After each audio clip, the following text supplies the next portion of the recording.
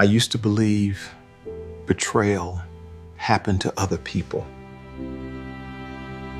Betrayal was always a story I heard about other people, something you'd shake your head at and think, how could that happen? I never thought it would walk into my own home, disguised as faith. For years, my wife and I had a simple, honest life. It wasn't perfect, but I believed we were building something real.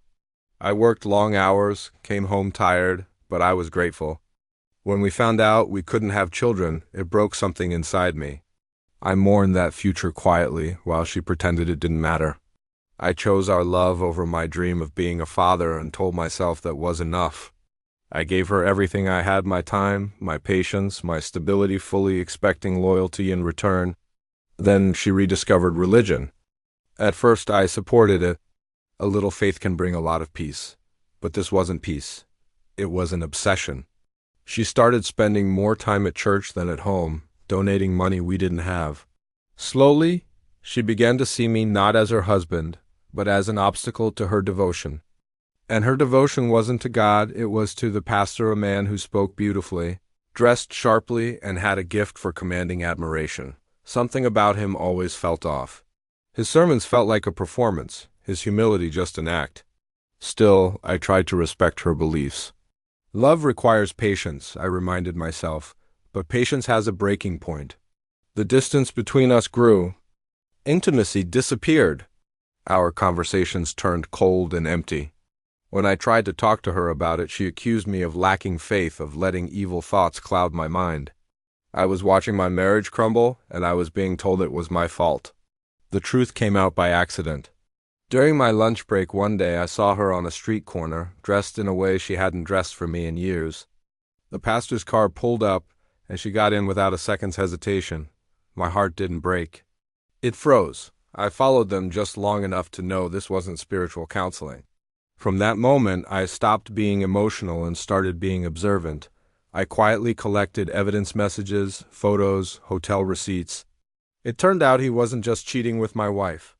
He was a predator, exploiting several women in the congregation, using scripture as his shield. I didn't confront her. I needed the truth to be undeniable. I needed his mask to fall off in front of everyone who blindly worshipped him. The perfect opportunity came during a church gathering held to celebrate him. The room was packed, thick with admiration. I stood there, listening to him preach about morality and loyalty, knowing the hypocrisy behind every single word.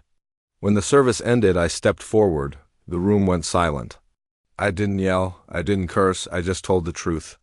I showed them who he really was, not with accusations, but with undeniable proof. Screens lit up.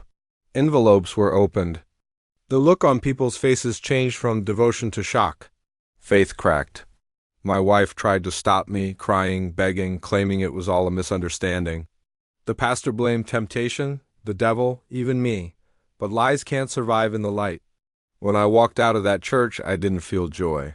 Revenge wasn't sweet, it was just final.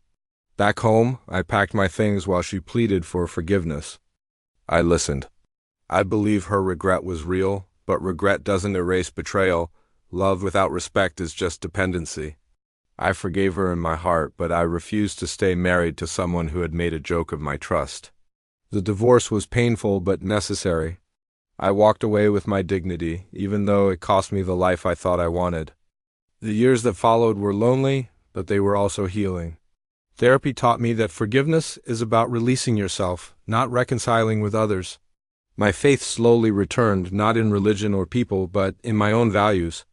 I learned that real integrity doesn't live in buildings or titles. It lives in your actions. Then life surprised me. I met someone new.